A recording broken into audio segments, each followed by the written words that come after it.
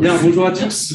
Merci beaucoup d'être venus ici parmi nous et merci à nos trois intervenants surtout pour avoir accepté d'être ici parmi nous. Simplement un petit mot pour vous présenter le club Affaires publiques du réseau des diplômés de l'EM Lyon. Nous, on est assez jeunes, on a été créé il y a 1 an et demi à peu près. Notre but, il est assez simple, c'est de rassembler les anciens élèves ou étudiants qui sont intéressés par les affaires publiques au sens large, pas forcément le secteur. Donc pour ça, on organise des rencontres, des soirées networking, des visites à l'Assemblée, au Sénat, et on essaye un petit peu de construire une espèce d'émulation sur les affaires publiques qui n'existait pas auparavant.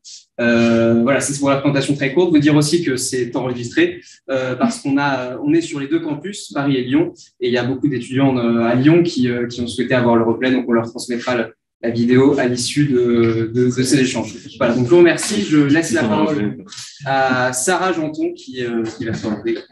Je vous laisse. Ouais, merci Lucas. Donc moi je suis étudiante à l'EM Lyon. Je suis membre cofondatrice du club avec Lucas et d'autres étudiants, etc. J'ai aussi cofondé un média d'information pour scruter l'élection présidentielle, qui s'appelle 5 mai 2022, justement pour essayer d'engager les jeunes à aller voter et à savoir pourquoi ils votent.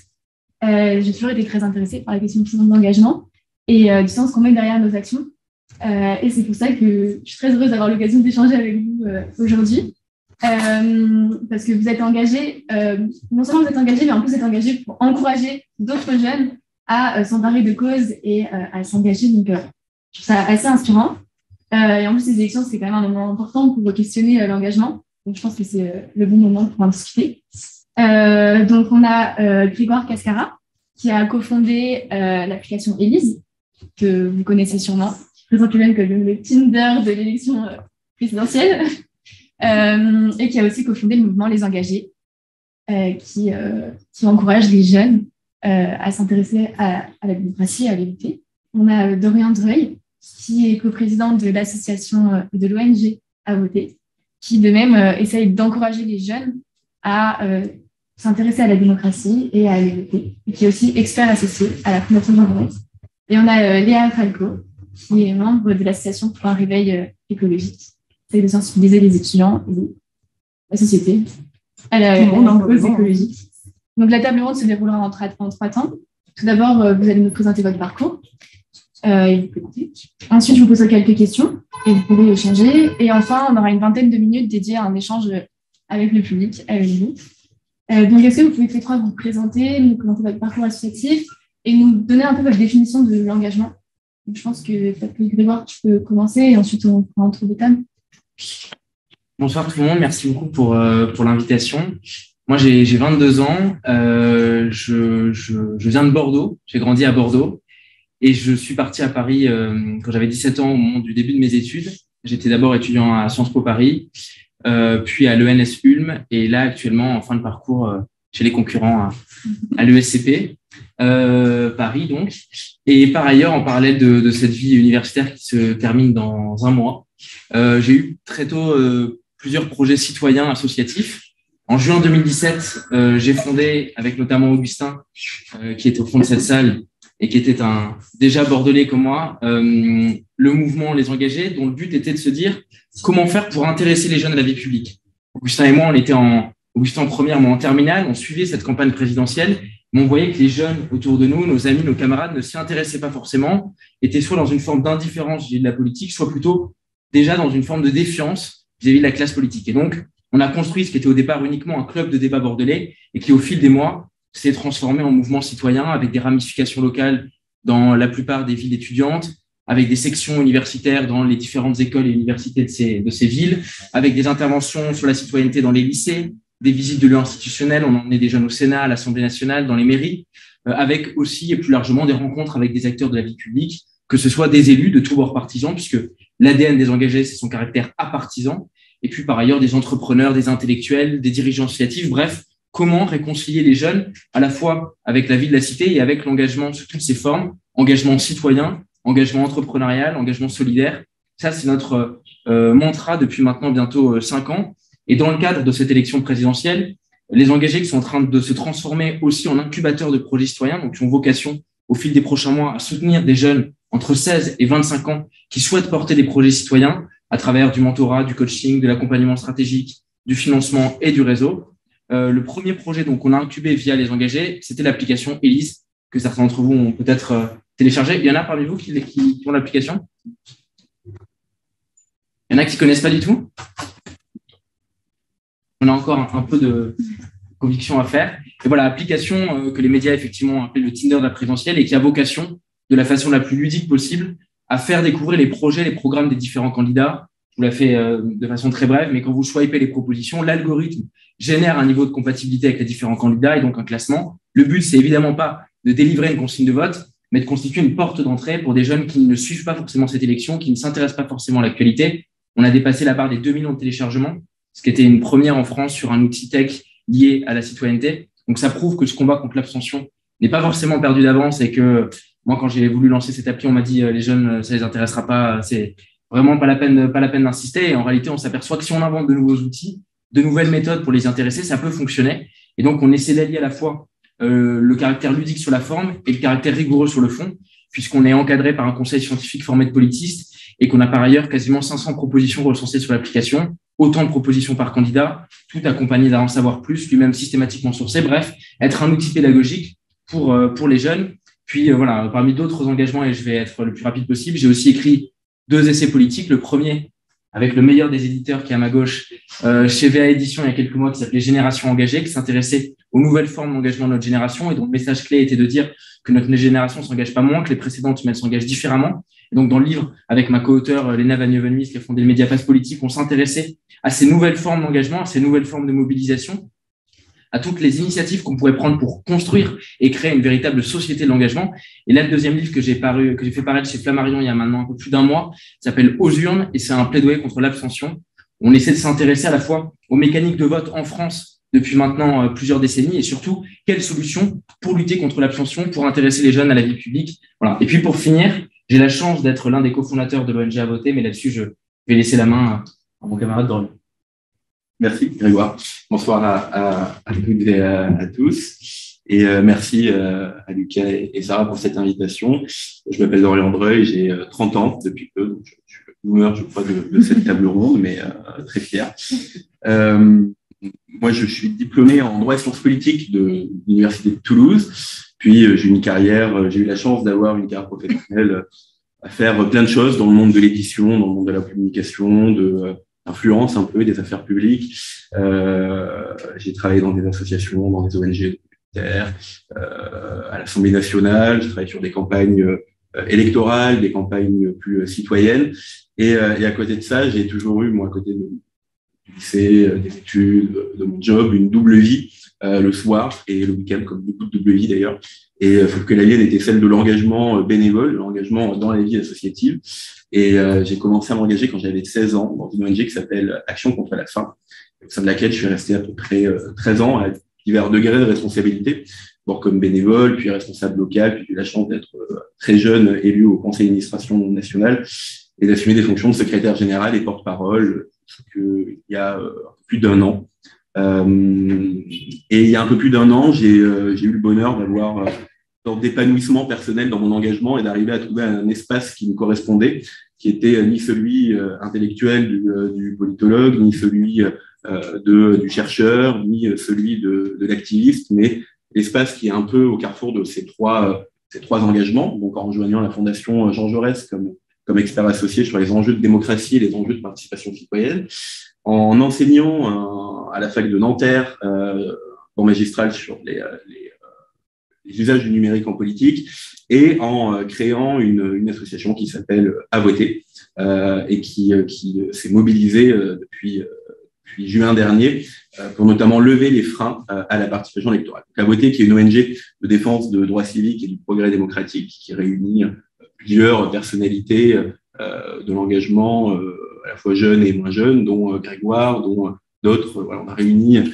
une dizaine d'experts en mobilisation citoyenne, en engagement pour créer sa structure autour d'une conviction et d'une ambition. Une conviction qui était qu'il n'y avait pas aujourd'hui de structure indépendante des pouvoirs publics et complètement indépendante des partis politiques qui travaillent sur ces sujets de vote et de démocratie, et une ambition qui était celle de mener une campagne contre la mal-inscription sur liste électorale. puisqu'il faut savoir qu'en France, on est une des dernières démocraties dans le monde à avoir un système d'inscription sur liste électorale très compliqué et qui est une véritable barrière en fait au vote. On travaille avec de nombreux chercheurs qui ont pu mettre en évidence qu'être mal inscrit, par exemple, vous amène à avoir 3 fois plus de chances d'être abstentionniste.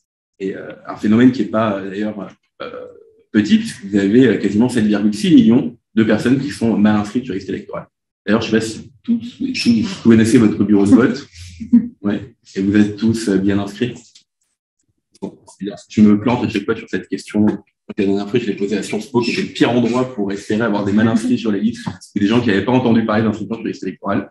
Mais voilà, donc on a mené une campagne citoyenne tout au long de ces derniers mois, en partenariat, des partenariats avec Meta, avec Tinder, avec Amazon, Ouest France et 20 minutes, en développant plusieurs outils de campagne qui permettent justement de sensibiliser et d'informer sur les modalités d'inscription sur les listes et les dates limites d'inscription sur les listes électorales.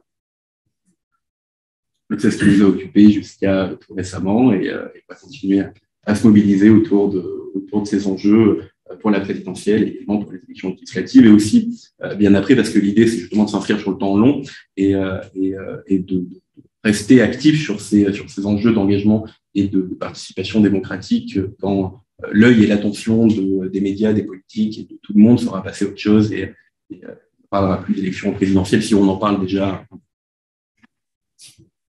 Bah, mon speech va être moins bien ficelé. Hein, parce que, le problème, ça va exactement ce qu'il allait dire. Mais juste me décaler parce que je ne suis pas en face de vous, ça me perturbe. Moi, je viens d'un autre monde, qui est l'engagement associatif pour l'environnement, donc au sens très très large, donc c'est la politique et son halo. Et en particulier, je fais partie d'un collectif qui s'appelle le collectif pour un rêve écologique.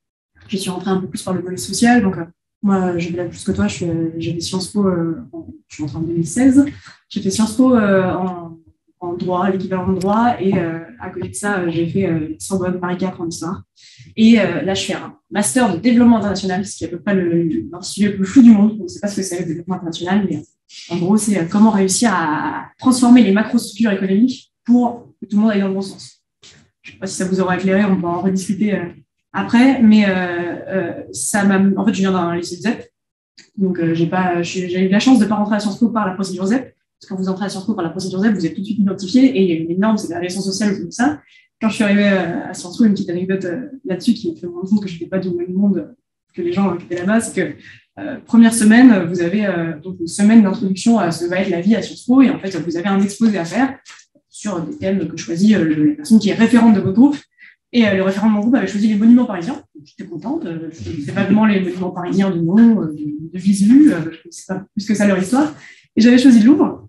Et donc, quelqu'un d'autre a pris le Louvre avec moi. Et puis, cette personne, quand on s'est retrouvés après pour préparer l'exposé, qui était du coup pour le lendemain et qui devait être sur papier, exemple typique de ce qu'un exposé à Sciences Po, m'a dit tiens, attends, je passe un coup de fil. Je passe un coup de fil. Et une demi-heure après, on était dans le bureau du président des conservateurs du Louvre pour avoir des informations de première main. Bon. C'est ça, mon contact le plus élevé, c'était le mec du kebab avec chez moi, parce qu'il me filait des prix, parce que c'était le frère d'un ami. C'était vraiment deux mondes qui se sont rencontrés. Donc, je suis rentrée dans l'associatif par ce milieu-là.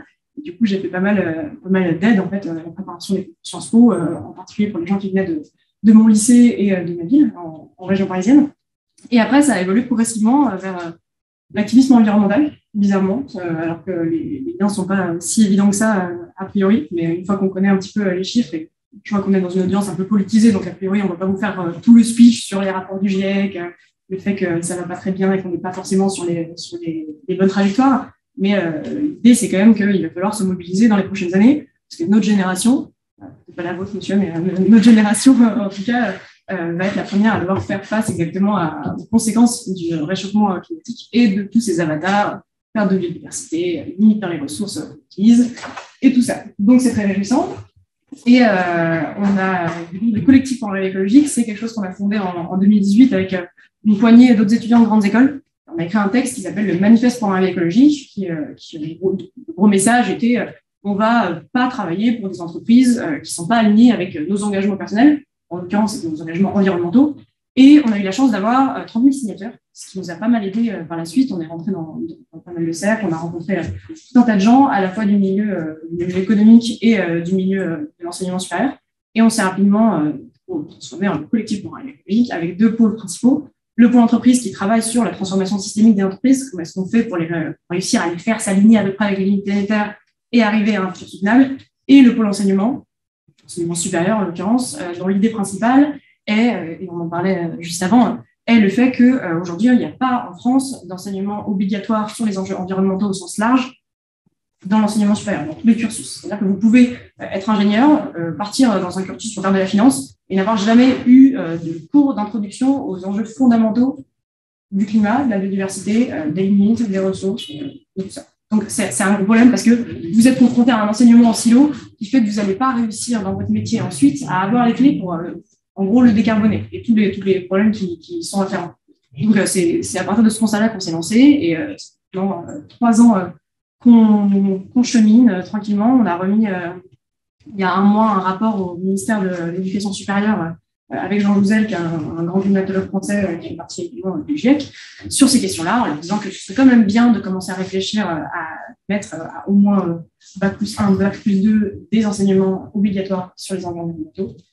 Et on a lancé il y a quelques mois, et c'est moi qui m'en occupe, et c'est pour ça que je suis là ce soir, le pôle plaidoyer du programme écologique, qui avait pour but de s'adresser aux candidats à la présidentielle sur les enjeux environnementaux. Parce que vous avez peut-être remarqué, la campagne présidentielle est assez monothématique. Hein. On ne parle pas de beaucoup de sujets, ce qui est extrêmement dommage, parce que c'est des sujets qui sont profondément démocratiques, en fait, la manière dont on va aborder la transition environnementale, les impacts sociaux que ça va avoir, et comment est-ce qu'on officialise tout ça pour qu'on arrive à le faire tout ensemble. Donc, gros sujet, et on a décidé de se lancer là-dedans en faisant une quinzaine de propositions très concrètes, applicables directement, qu'on a envoyé aux candidats. On les a partiellement rencontrés, pas tous. On a organisé un débat avec eux, on a organisé des conférences sur ces thèmes-là, et on a essayé d'avoir un petit peu d'impact autour de ces questions-là. Et on va peut-être y revenir, mais il y avait on en parlait aussi juste avant, il y a un média ou un think tank, je ne sais plus, le nom m'échappe, qui avait fait semaine par semaine un petit récapitulatif du temps qui était consacré à l'environnement sur les médias principaux et par les candidats à l'élection présidentielle. Et on arrive à un nombre incroyablement haut de 1,7% en moyenne. Ce n'est pas assez. Je pense que vous pouvez vous en douter. Et du coup, on essaie de peser un petit peu là-dessus. Merci beaucoup pour ces présentations très claires. Et moi, je me demandais, là, tu nous as un peu déjà répondu, mais qu'est-ce qui vous a poussé à vous engager comme ça? Qu'est-ce qui vous a donné envie de le faire? Est-ce que c'est tout petit, vous êtes outré par les injustices? C'est des rencontres qui vous ont poussé à vous engager? Et aussi, qu'est-ce qui vous motive à donner autant de temps bénévolement pour des causes qui vous tiennent à cœur comme ça? Vous pouvez faire un tour de table aussi, pareil, si vous voulez. Ouais, à chaque fois dans le... On commence par Léa, si tu veux. Un peu. Moi, j'ai une bonne réponse. Du coup, j'ai commencé à m'engager au moment où j'en avais encore plus ou moins encore besoin, parce que je n'avais pas les codes du milieu dans lequel j'étais. Mais paradoxalement, j'ai commencé à donner beaucoup plus de mon temps en devenant militante associative quand j'ai compris qu'en fait, j'avais pas besoin de la politique. Et que j'étais dans une position dans ma vie, et j'allais probablement avoir un joli diplôme, que mon existence n'allait pas être si compliquée que ça. Et du coup, j'avais un privilège certain, qui était que la politique allait finalement pas tant que ça affecter ma vie. Et que je pouvais parfaitement m'en désintéresser, et que l'impact serait pas significatif. Et donc, au moment où c'est devenu un privilège, je me suis dit qu'il y avait une responsabilité qui allait avec. C'est un petit peu aussi je pense, un sentiment peut-être collectif sur ces questions-là, mais à partir du moment où vous êtes en dehors de ce spectre-là, de la sensation qu'il peut vous arriver quelque chose, ça vous donne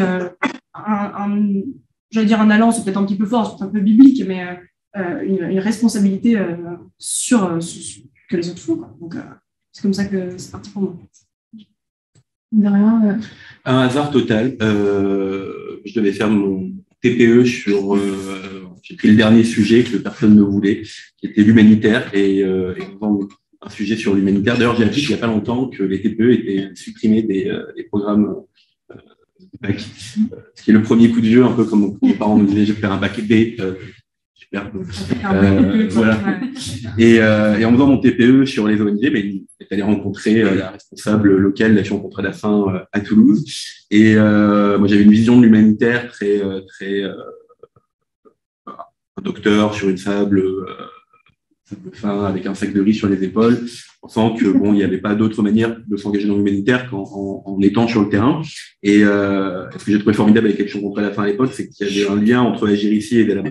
C'est-à-dire qu'il y avait une grande maison de l'humanitaire, une belle maison de l'humanitaire français, reconnue internationalement, mais qui laissait aussi la place à des engagements de bénévoles en France pour mobiliser autour de d'enjeux de communication, de sensibilisation autour des questions de la faim, de collecte de fonds. Et ça, je trouvais ça assez formidable de pouvoir rentrer par cette porte-là dans une grande organisation, sans condition d'âge, de diplôme, de ce que tu as fait ou pas, mais uniquement sur le critère de ce que tu as envie de faire et la volonté que tu as envie de mettre au service de l'association. Et ça, j'ai trouvé ça, et après, je pense que c'est un peu le même récit pour tous ceux qui s'engagent. Dès qu'on commence à s'engager, en fait, ça devient vite, ça devient une drogue, le virus, mais ça vous prend et ça vous lâche pas. Et en fait, on a toujours envie de faire plus. Et puis, l'autre aspect qui a fait du coup que je suis resté engagé, c'était la question de l'impact.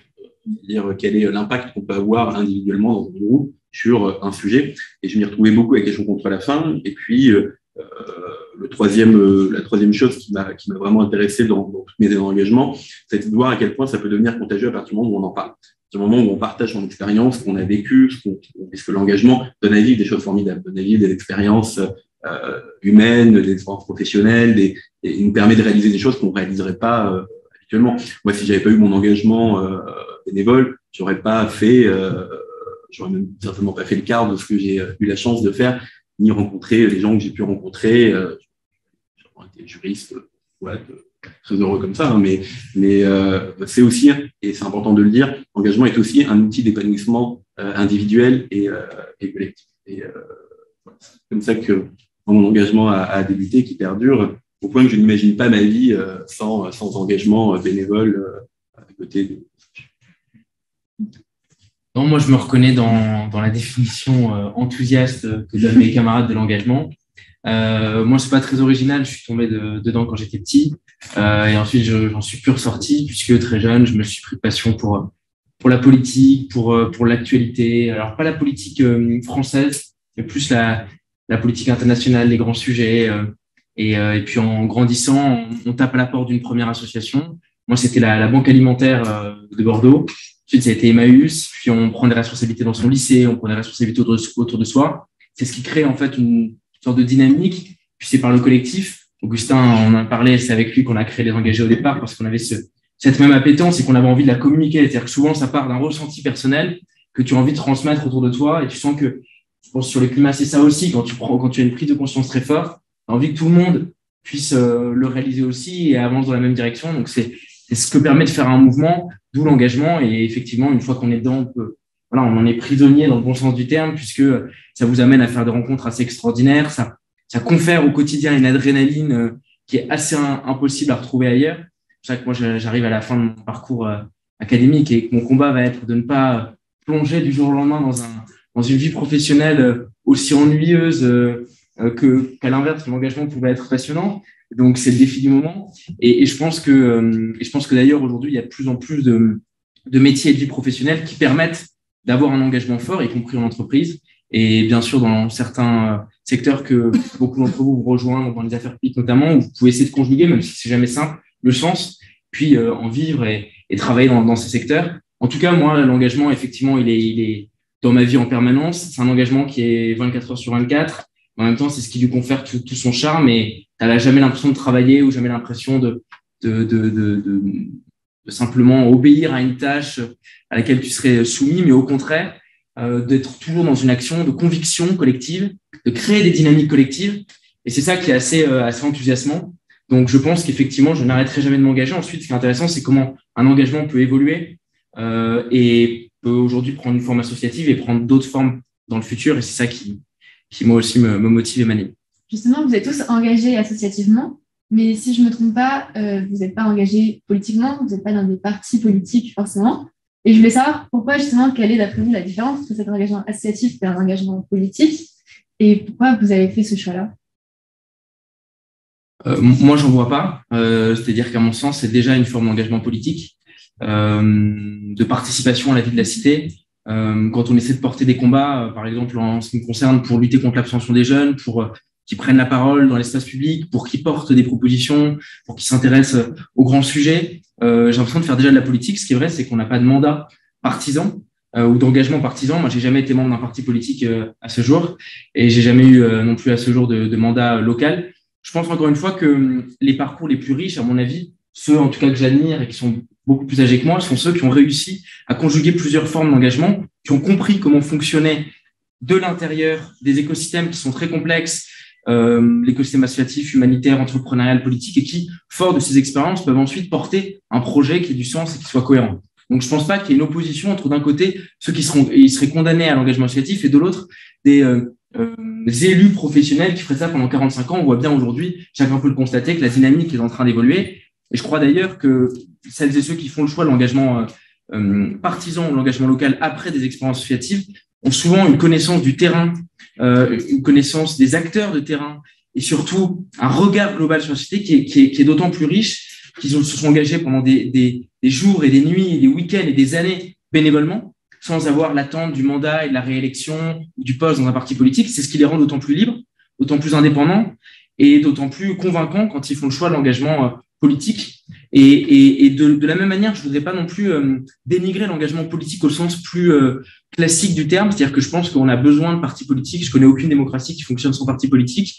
On a besoin de militants, et même si les militants partisans sont souvent caricaturés, souvent critiqués, moi j'en connais beaucoup aussi qui font ce choix par conviction, et par passion et au prix de sacrifices assez lourds. Mais je crois qu'on a besoin d'une pluralité d'engagement et que tous les engagements ne correspondent pas forcément de la même manière à chacun. Donc, le tout, c'est de trouver celui qui sera le plus en phase avec votre personnalité à un moment X de votre vie. En tout cas, je pense. Oui, je suis complètement d'accord avec Grégoire. Moi, la manière dont je vois, alors, et tu l'as très bien dit, sans s'engager, être bénévole dans une asso ou autre, c'est déjà de la politique. Partager un post Instagram de Raphaël Glucksmann, même s'il n'y a pas le logo faire public dessus, c'est déjà politique. Signer une pétition, c'est politique. Donc, nos engagements, ils sont infiniment politiques. Après, ils ne sont pas politiciens, peut-être au sens de l'élection. Moi, j'ai l'impression que tout le monde a envie d'être élu. Donc, je me dis parfois, c'est bien qu'il y ait des gens dont c'est pas le driver principal de la vie. Si la question devait se poser, moi, je la poserais. Je m'appliquerai en tout cas à les questions que je pose aux élus que je rencontre et avec qui je travaille, c'est quelle est ta valeur ajoutée dans ta fonction, qu'est-ce que tu as construit, quels sont tes combats, quelle est ta vision, quelles sont tes convictions, qu'est-ce qui t'a forgé, qu'est-ce que tu as envie de porter, et il y a des gens formidables qui peuvent répondre à toutes ces questions, il y en a plein d'autres qui ne peuvent pas y répondre. Et dans ces cas-là, je pense que c'est ni bon pour la personne qui s'engage politiquement, ni bon pour la démocratie.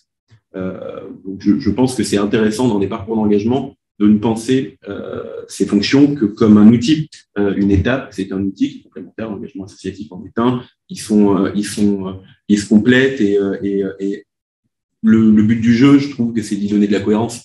Donner de la cohérence à un mandat par d'autres engagements à l'extérieur, par d'autres engagements avant, ou de poursuivre des engagements qu'on a pu avoir dans un mandat par des fonctions après dans le monde associatif. Ça, c'est de plus en plus. Aujourd'hui, vous avez d'anciens ministres, d'anciens députés qui prennent la tête d'ONG, qui s'engagent dans des structures de l'ESS, et je trouve que c'est sain. Et inversement, gens du monde associatif qui vont faire de la politique, et je trouve que c'est sain qu'il y ait cette alternance d'engagement. Moi, dans mon cas, le driver principal, c'est les projets, les idées, les causes qui sont défendues, et pas tellement la volonté à tout prix d'être élu. Et je pense que ça se voit assez vite, d'ailleurs, ceux qui passent leur temps, en fait, à n'avoir que cet objectif-là. Et je pense que ces gens sont déçus une fois qu'ils l'atteignent et sont décevants pour ceux qui l'ont porté. Okay. Léa, ça. Ouais, je rejoins tout à fait l'idée que ce qu'on fait, c'est peut-être pas partisan, mais c'est infiniment politique, surtout dans le cas de l'écologie. Et c'est intéressant parce que je participe chaque semaine 3 heures à une émission de radio de débat. Et en fait, je suis très clairement cataloguée comme écolo, donc comme partisane de Jadot. Parce que dans la tête des gens, l'écologie, c'est l'écologie politique.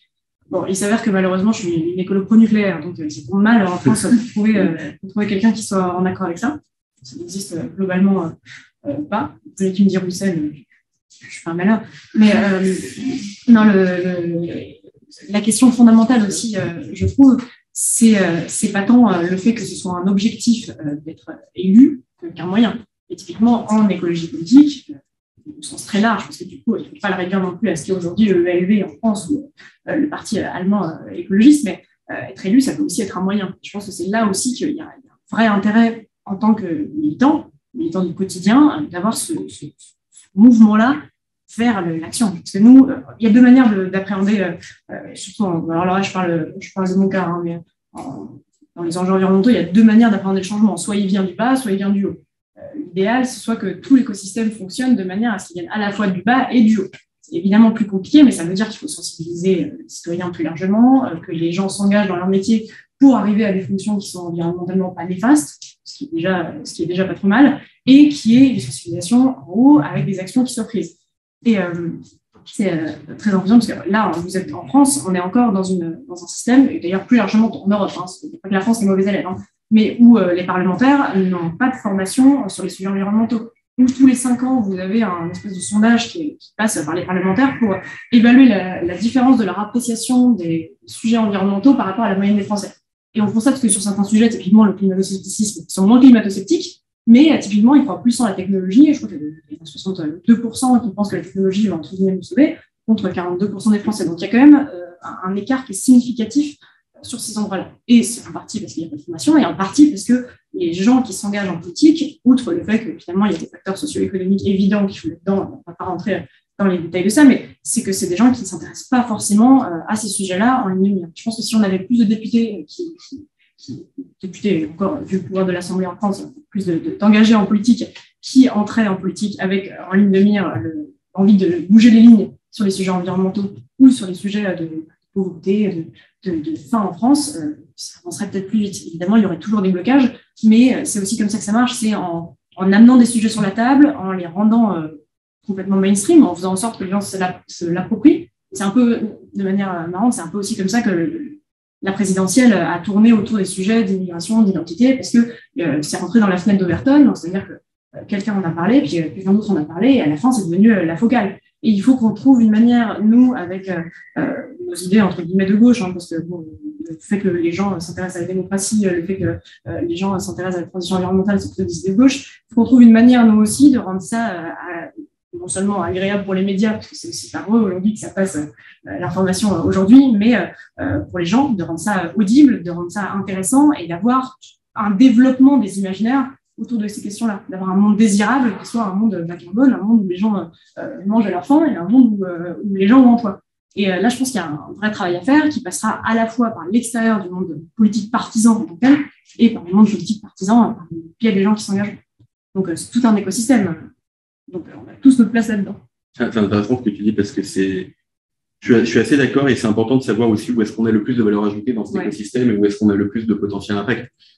Moi, je vois quand on a créé À Voter, d'expliquer qu'il y avait déjà beaucoup d'organisations qui faisaient ce qu'on allait faire et que finalement, c'était plus du ressort politique parce que pour intéresser les gens au vote, il faut être politisé ou alors il faut être candidat.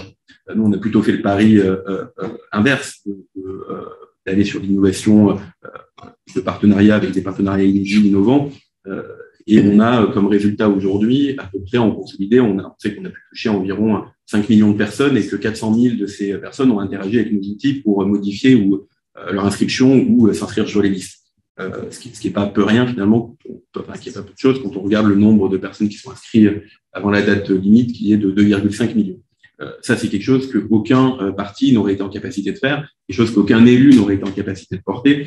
Et finalement, je pense que tous les gens qui sont aujourd'hui dans À Voter et qui ne sont pas élus sont très heureux d'avoir eu cette capacité, d'avoir cet impact en dehors du monde politique et tout en étant parapolitique à côté, derrière, devant, au-dessus, mais sans avoir cette étiquette partisane qui parfois cloisonne et enferme. Justement, juste pour revenir là-dessus, si vous voulez lancer une structure un jour, donc pas au niveau individuel, vous engagez dans une structure, mais si vous voulez en créer une, la première chose que je vous invite à faire, c'est une espèce de théorie du changement pour effectivement voir où vous aurez le plus d'impact. Parce que tout est, voilà, encore une fois, les sujets environnementaux, tout est dans la pondération de où sont les puissances. Donc, les puissances citoyennes, donc la manière dont les gens vont s'engager, les puissances dans le cadre de l'entreprise, ce que nous on fait pour un relais écologique. On a un projet aussi que je pense est intéressant à cet égard-là, c'est qu'on a tout un tas de guides et d'outils pour aider les étudiants à choisir un boulot qui soit environnementalement responsable, c'est-à-dire éviter typiquement le greenwashing avant leur entretien d'embauche. Et à côté de ça, on a une association qui s'appelle Les Collectifs, qui maintenant est indépendante, mais qu'on a aidé à monter, et qui est des collectifs de salariés à l'intérieur des boîtes, qui eux vont faire des propositions en interne et essayer de les faire remonter au maximum. On va enclencher une prise de conscience à l'intérieur. Et c'est comme ça, je pense qu'on avance en ayant des gens à l'intérieur et des gens à l'extérieur. le bon moyen, c'est de savoir où il faut vous insérer vous pour avoir de l'impact et contribuer à faire avancer le combat. Tu vas ajouter quelque chose? Non, je suis totalement d'accord. Et je pense qu'effectivement, la vraie question, mais sans déplorer ce qu'on disait tout à l'heure avec Dorian avant de commencer la conférence, mais c'est où est fondamentalement le pouvoir? Est-ce qu'il est entre les mains des élus? Voilà, Dorian, on est d'accord pour dire qu'un parlementaire, par exemple, ce qui pouvait être la consécration d'un parcours politique il y a encore quelques années, n'a pas nécessairement un pouvoir d'impact plus fort qu'un militant associatif qui est reconnu dans l'écosystème, qui a des interlocuteurs de prédilection, qui a une aura médiatique et publique. Donc, en fait, je suis totalement d'accord avec ce que tu expliques sur, dès qu'on veut lancer un projet, se poser la question de là où il aura le plus d'impact. Et c'est pour ça, d'ailleurs, que j'aime pas quand on nous enferme dans des cases très segmentées, parce qu'en réalité, je pense que l'engagement, il doit se construire non pas en fonction du domaine dans lequel tu veux t'investir, mais en fonction de la cause que tu veux porter. Et à chaque fois que tu veux porter une cause ou un combat, tu te poses la question du canal le plus efficace, le plus percutant pour porter cette cause. Et parfois, la conclusion pourrait être de se dire, le meilleur moyen de le porter, c'est de me présenter à une élection, c'est d'être élu, c'est d'avoir un mandat local pour aller agir sur ces sujets directement sur le terrain. Puis tu peux dire, non, le meilleur moyen, c'est de sensibiliser le grand public. Et donc, je vais créer une appli, ou je vais créer une ONG, ou je vais écrire un livre, etc. Ou encore, tu peux choisir effectivement d'être parlementaire, mais là-dessus, avec des combats concrets à porter, des sujets qui te tiennent à cœur et dont tu as le sentiment que les parlementaires ne les défendent pas suffisamment. Et c'est pour ça aussi qu'il peut y avoir des jeux de vases communicants au fil d'un parcours, parce que par définition, selon les causes que tu portes, qui évoluent au fil des années et qui s'enrichissent progressivement, le meilleur endroit pour les porter n'est pas toujours le même. Okay. D'ailleurs, j'ai l'impression qu'on dit beaucoup que les jeunes de notre génération s'engagent moins qu'avant. Et moi, j'ai l'impression que justement, non, qu'ils s'engagent juste différemment via les réseaux sociaux, comme beaucoup d'influenceurs, en fait, qui ne sont pas militants associatifs, mais qui ont des réseaux sociaux sur lesquels ils communiquent beaucoup sur des causes qui leur tiennent à cœur, via aussi la création d'entreprises, parfois d'entreprises à impact social et solidaire. Et justement, je voulais savoir, vous qui êtes souvent en contact avec... vous venez du milieu associatif, donc vous êtes on a un peu biaisé, en général, mais vous travaillez beaucoup sur l'engagement des jeunes, justement. Et je veux savoir ce que vous en pensez, si vous pensez justement que les jeunes sont moins engagés et aussi les formes de leur engagement changent. Je pense que vous êtes tous les deux spécialistes, donc je peux répondre avant, comme ça, vous pourrez dérouler là-dessus. Mais déjà, moi j'ai un problème avec la définition de jeune comme bloc monolithique, et pareil pour toutes les autres catégories d'âge, évidemment, parce que c'est là que c'est un peu compliqué. Il y a des signaux faibles qui montrent que certaines catégories d'âge pourraient penser quelque chose en commun, mais c'est pas suffisamment fort pour pouvoir en dégager des évidences ou des certitudes. Donc c'est un peu embêtant de parler de jeunes, mais c'est intéressant parce qu'on a commandé un sondage il y a 2 semaines, on vient d'avoir les résultats, auprès de 2000 jeunes, donc représentatifs. Donc 2000, ça commence à être un échantillon intéressant pour faire un sondage. En général, les sondages, c'est entre 800 et 1000 personnes. Ça veut dire que vous avez des zones d'incertitude assez importantes. 2000, vous commencez à avoir un petit panel. Bon, idéalement, c'est 7000, 8000. On n'avait pas les sous pour demander à 7000, 8000 personnes. Et donc, des jeunes représentatifs de la population. Et on avait les résultats selon leur catégorie socio-économique. Et il y avait une question particulièrement intéressante qui était: est-ce que vous seriez prêt, vous, en tant que jeune actif, la question s'adressait uniquement aux gens qui étaient sur le marché du travail actuellement employés, est-ce que vous seriez prêt à quitter votre travail pour un travail plus environnementalement responsable? Et on a eu en moyenne 61% de répondants qui répondaient oui, ce qui est énorme. Et en fait, il y avait une prime au CSP+, à l'intérieur, parce que 75% des bac plus 3 répondaient oui, mais 60% des gens qui n'avaient pas le bac répondaient oui aussi. Donc il y avait quelque chose de vraiment intéressant sur le fait qu'il n'y a pas tant que ça de jeunesse séparée, en fait. Il y a, dans la matrice intellectuelle des jeunes de notre génération, il y a vraiment cette question environnementale qui est centrale, qui est primaire, et qui est en fait une grille de lecture pour lire le monde. Évidemment, il y a plein de contradictions dans la manière dont notre génération appréhende le monde. Donc, la fast fashion, la manière dont on utilise les réseaux sociaux, l'appel au voyage comme destination d'infini, à travers des tas de voyages en avion et une grande mobilité. Mais il y a quand même ces facteurs-là qui sont très intéressants, ce qui veut dire que peut-être que notre génération sera à même d'accepter des grands changements de vie à partir du moment où ça n'est pas complètement d'une vie agréable, parce que là, en fait, l'écho qu'on a médiatique de l'écologie, c'est l'écologie cognitive qui veut tout nous emmener et nous envoyer vivre dans des grottes. C'est pas exactement ça. C'est l'idée aussi d'enlever toutes les parties comme néfastes de notre vie et d'essayer de les remplacer par quelque chose qui soit plus salutaire pour nous. Je pense qu'on est d'accord que s'il y a moins de McDo, on ne va pas non plus mal s'en sortir. je sais pas d'autre exemple, mais si on prend l'avion moins souvent, on va pas mal s'en sortir. Donc, il y a vraiment une question là-dessus fondamentale. Et pardon, j'ai un peu dérivé, mais c'était quoi la question initialement? Que les jeunes s'engagent moins. Ah oui, c'est vrai, le bloc monolithique, j'aime pas ça. C'est vrai, je me souviens. Non, mais ça dépend évidemment de là où vous demandez. Je sais que j'ai mangé avec des amis de lycée il y a quelques semaines, et c'est des gens avec qui malheureusement je partage plus rien parce qu'on a pris des chemins différents. Et les engagements que je vois à Sciences Po sont pas du tout les mêmes que les engagements effectivement que je vois à Melun dans mon ancienne CESEP. Donc je veux pas non plus entrer dans l'espèce de mythologie de tous les jeunes s'engagent, c'est comme ça. Non, il y a des jeunes qui s'engagent pas et c'est pas grave. Et tout simplement, c'est pas nécessaire. À partir du moment où ça revient un petit peu à la rhétorique de la responsabilité dont je parlais tout à l'heure, mais à partir du moment où les gens qui s'engagent utilement à des endroits où ils vont être efficaces, il faut qu'on soit la tête de la locomotive, quoi. Donc moi, ça me dérange pas que des jeunes ne s'engagent pas. Il faut que ce soit le cas. Les gens ont le droit de vivre leur vie. Et puis, s'ils ne sont pas intéressés par ces thématiques-là, soit parce qu'ils ne sont pas assez sensibilisés, soit parce que simplement, ils le savent et tant pis, ils continuent leur vie. Tant pis. Mais je pense que vous allez avoir peut-être un son de cloche un petit peu différent là-dessus. Mais Non, moi, je suis assez d'accord sur le fait que c'est pas grave de ne pas s'engager et que c'est important pour ceux qui sont hyper actifs dans l'engagement d'aussi accepter que des gens n'en aient rien à faire ou aient d'autres épanouissements ou autre. En fait, le grand paradoxe qu'on a, c'est que on a, alors je vais dire une jeunesse, parlons des jeunesses, mais globalement en tranche d'âge, une jeunesse qui vote de moins en moins, vote moins ou ne vote plus. Et on a tendance en commentaire de comptoir à dire que finalement, si elle vote pas, c'est qu'elle n'est pas engagée. Ce qui est réducteur pour la démocratie et insultant pour les jeunes. Insultant pour les jeunes parce qu'on voit les modalités d'engagement ont changé et ont évolué. Et c'est des modalités d'engagement qu'on a du mal parfois à connaître, à comprendre, qui se forment rapidement dans l'instantané, dans des collectifs parfois informels, et réducteur pour la démocratie, puisque la démocratie ne vit pas que par le vote. La démocratie, elle est continue au quotidien et elle peut prendre plein de manières différentes. L'engagement dans la vie de la cité peut prendre mille et une façons. Et on peut constater quand même que dans les jeunesses qui s'engagent, ces formes d'engagement et de mobilisation ont évolué, ont changé et prendre d'autres formes, d'autres visages, mais qui ont un point commun, et c'est le point commun parmi beaucoup des mobilisations de ces dernières années, sur la marche pour le climat, ou que ce soit des mobilisations sociales ou autres, c'est la volonté de questionner la place du citoyen dans les institutions.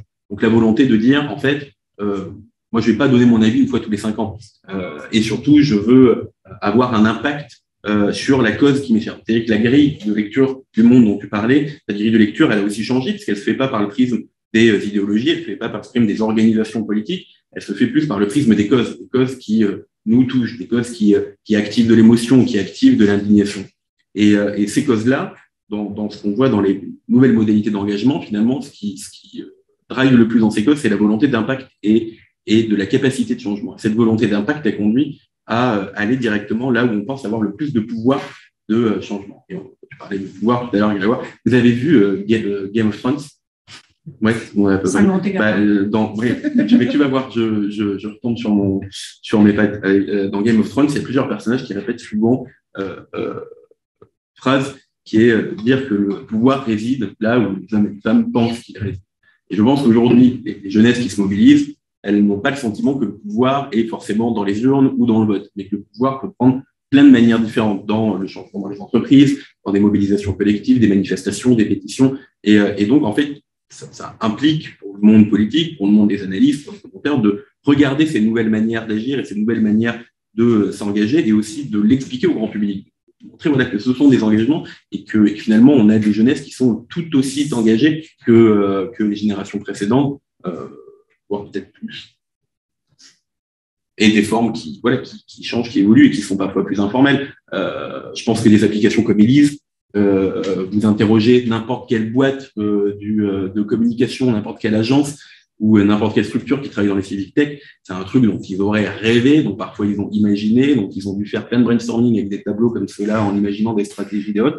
Finalement, il a fallu 20 personnes qui étaient pas du tout, qui avaient ni moyens, ni structure, ni organisation pour le lancer et que ça fonctionne. Et ça ne refonctionnera pas deux fois comme ça a fonctionné. Et depuis, vous avez tout un tas d'agences qui continuent de réfléchir sur le truc, disant comment est-ce qu'ils ont fait, est-ce que ça a marché, est-ce que ça n'a pas. Et donc, c'est des modalités différentes.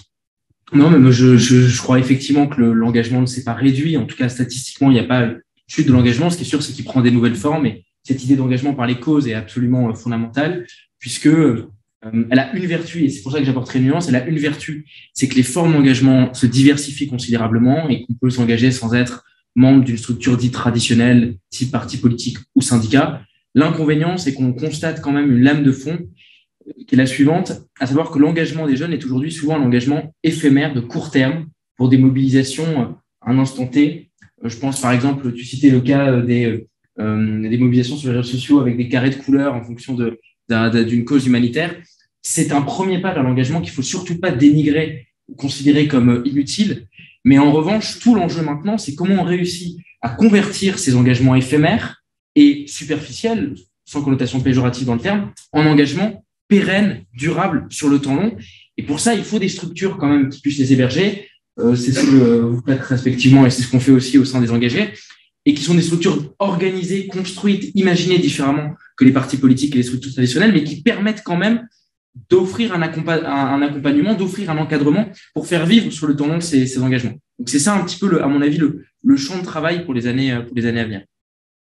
Okay. Et qui est un défi pour les organisations concrètes, de savoir accueillir ces nouvelles formes d'engagement, de les accompagner, de les fidéliser, et parfois d'accepter aussi que elles peuvent être éphémères en interne et puis revenir prendre plein de manières différentes. Y compris pour les entreprises qui n'ont jamais eu autant d'enjeux pour attirer les talents, pour les maintenir à flot, fameux enjeu de la marque employeur, et qui est forcément aussi une responsabilité pour les entreprises, puisque c'est ça qu'on parlait beaucoup d'engagement bénévole sur le soir et le week-end. Ça, c'était peut-être l'exigence il y a 10 ou 15 ans. Maintenant, l'exigence, c'est de pouvoir le faire au quotidien, du matin jusqu'au soir, et donc de pouvoir le faire aussi au sein de son entreprise. Et on se satisfait de moins en moins. Même si là aussi, je rejoins quand même la dichotomie entre plusieurs jeunesses qui sont un peu différentes et toutes n'ont pas le luxe de pouvoir se poser la question de savoir si vraiment mon entreprise poursuit des missions nobles, est-ce que vraiment je poursuis un but d'intérêt général. Il y a quand même un chômage de masse dans plusieurs couches de notre génération, mais pour ceux qui ont entre guillemets ce luxe, et on le voit y compris dans les grandes écoles, je pense que vous le constatez à l'EM Lyon et on le constate dans toutes les grandes écoles de commerce ou même à Sciences Po, il y a une aspiration à la quête de sens qui touche y compris la vie professionnelle et qui est un défi majeur pour les entreprises, puisque ce qui fonctionnait il y a 10 ans, c'est-à-dire quelques campagnes de communication sur les sujets sociaux et environnementaux, ne fonctionne plus aujourd'hui. Le niveau d'exigence des jeunes générations est d'autant plus fort. La capacité à faire illusion s'effrite considérablement, donc il faut des changements structurels et profonds en interne dans les entreprises pour les faire évoluer en profondeur, et c'est la condition sine qua non, non seulement pour vivre sur le temps long, puis pour attirer factuellement les meilleurs talents qui aujourd'hui ne regardent plus dans leur hiérarchisation des priorités uniquement le salaire ou les perspectives professionnelles, mais vont regarder aussi le bien-être au travail, la quête de sens, l'adéquation entre leurs valeurs individuelles et celles de l'entreprise, bref, des paramètres qui pouvaient paraître complètement surréalistes ou anodins il y a 20 ans et qui sont aujourd'hui au cœur de nos attentes professionnelles. Et sur les entreprises, c'est ça que nous on fait aussi pour l'écologique, c'était ça le but du manifeste, de leur dire qu'on n'allait pas venir chez elles si elles ne changeaient pas. Et ça marche pas mal, parce que c'était Total, Patrick Pouyanné en 2020 qui avait dit que le recrutement était parmi les trois grandes inquiétudes qu'il y avait pour le futur de l'entreprise, parce qu'en fait, il manque d'ingénieurs qualifiés à recruter et à garder chez eux, parce qu'il y a aussi une nouvelle manière d'appréhender l'entreprise et la vie professionnelle chez les jeunes, qui est que je ne vais pas faire toute ma vie dans une entreprise.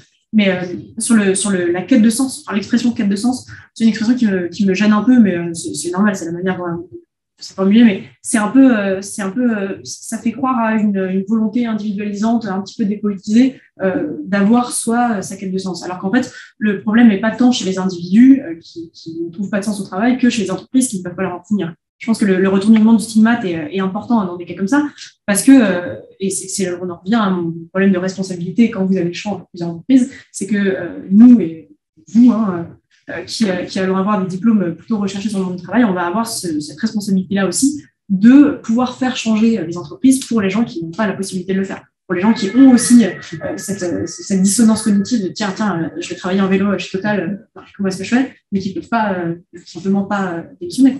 Quand vous avez des enfants, que vous avez une famille, quand vous avez simplement pas les moyens de trouver un autre travail rapidement, simplement vous ne démissionnez pas. Et c'est pour ça que nous, en tant que jeunes actifs diplômés de grandes écoles, notre créneau, il est là, je pense, dans le choix actif et conscient qu'on va faire de notre part. Parmi vous, il y en a qui sont engagés dans des assos, parmi vous de l'EM Lyon. Ouais. Je sais pas, vous êtes cool. Les autres, je vous attends après, on va discuter. Et qui, parmi tous ceux qui ne sont pas engagés, pour qui c'est un moteur, la question de la quête de sens ou de l'impact C'est bien après avoir dit pendant un quart d'heure que la jeunesse était formidablement mobilisée et engagée. Il ne faut pas non plus, c'est assez traditionnel en fait dans toutes les études qui étudient, y compris où se place dans la hiérarchisation des priorités des jeunes, la quête de sens ou des choses comme ça. Il y a toutes les catégories très traditionnelles qui arrivent dans les 5 premières positions, c'est-à-dire le salaire, la flexibilité, la position géographique du travail, l'intérêt des missions qu'on vous donne. Donc, c'est pas étonnant. En fait, c'est pas tant la hiérarchisation qui a changé que l'importance respective donnée à chaque facteur dans la pondération que vous faites du choix de votre emploi. Même si toutes les études qui ont été menées et qui demandaient quels sont les paramètres les plus importants pour vous quand vous devez hiérarchiser montrent que les classements ont considérablement évolué en l'espace de 15 ans et que justement ce terme quête de sens, il est beaucoup mieux positionné aujourd'hui qu'il était à dire. Donc, il y a quand même un changement dans la hiérarchisation à mon sens des priorités, mais peut-être que... Je serais pas aussi... La quête de sens, c'est peut-être assez global, hein. Moi, souvent, quand on fait ce genre de conférences, il y a beaucoup de gens qui disent non, je ne suis pas engagé bénévolement, mais je veux avoir un job qui ait du sens. Mais on peut avoir un boulot qui n'a pas un sens d'intérêt général et on peut pas tous être dans une start-up de l'ESS ou à la tête d'une ONG ou autre, mais il y a d'autres modalités d'engagement qui sont en dehors du champ professionnel et qui sont tout aussi épanouissantes, voire même complémentaires ou d'autres manières d'organiser son temps de travail ou d'autres manières d'imaginer sa vie professionnelle qui laissent aussi du temps pour s'engager bénévolement, soir le week-end, sans pour autant finir sous un pont.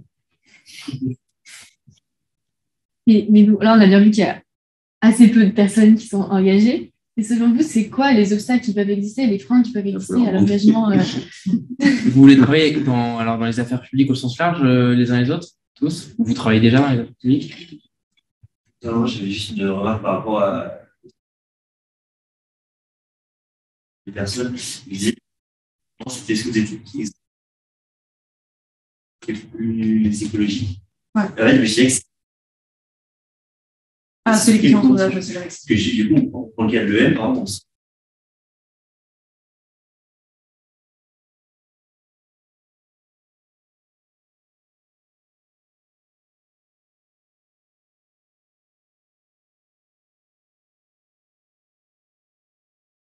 il y a un dilemme, parce que concrètement, pour se permettre d'être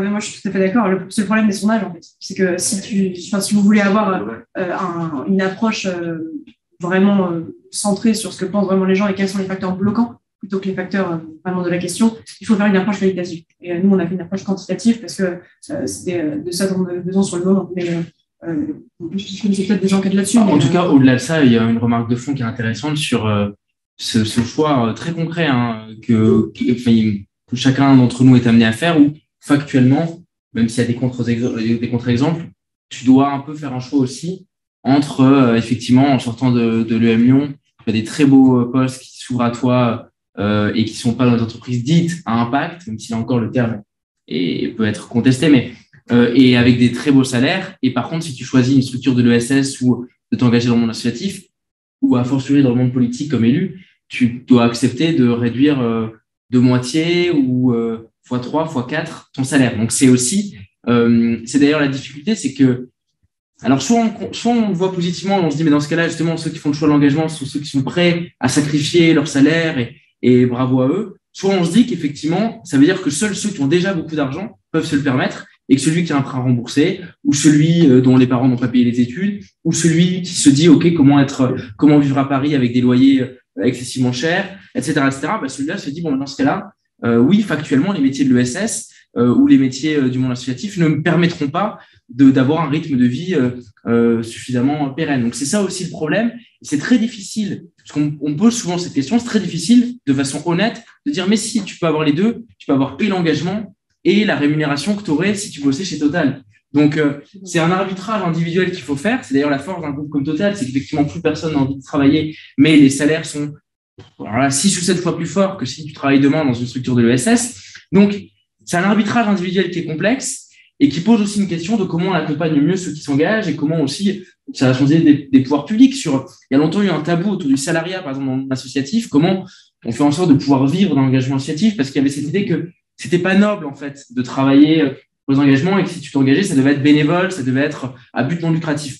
Je crois qu'il faut aussi évoluer là-dessus pour que certaines personnes, pas tout le monde ne peut pas se mettre à travailler dans l'associatif, mais que certaines personnes puissent effectivement en vivre et pouvoir du coup s'engager pleinement dans des structures associatives. Donc là aussi, il y a une bascule, à mon avis, intéressante à opérer. J'aimerais sur la vision de Total, de dire, j'ai juste si on ne va pas travailler dans le secteur de l'énergie, c'est parce que c'est bien de s'engager.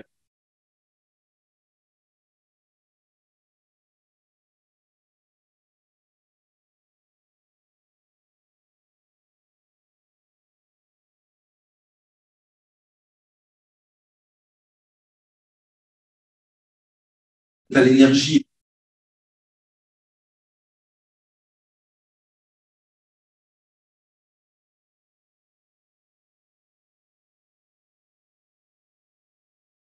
Tout à fait. Donc, il y a une petite vision là sur. On peut bosser à la reste chez toi. Ouais, alors après, il y a encore une question. Surtout pas. Surtout pas. Il y a encore une question sur la RSE et je pense qu'on aura réussi la transition environnementale quand il n'y aura plus de pôle RSE dans une entreprise, mais que la RSE sera englobée dans tous les aspects de l'entreprise. Ce n'est pas une position. C'est comme dans le gouvernement, le jour où il n'y aura plus de ministère de l'écologie, voilà, l'écologie sera dans tous les. Ou le jour où on ne parlera plus d'environnement, parce que ça deviendra une présence dans une entreprise. Moi, j'invite à personne, je demande à personne de ne pas aller travailler chez Total. La théorie que moi j'ai, c'est la théorie des dominos, de se dire, si vous voulez travailler dans le secteur de l'énergie, observez toutes les entreprises, ça vous prend un peu de temps, mais il n'y en a pas tant que ça en France qui vous intéresse ou experts, et regardez laquelle est la plus proche du point de bascule.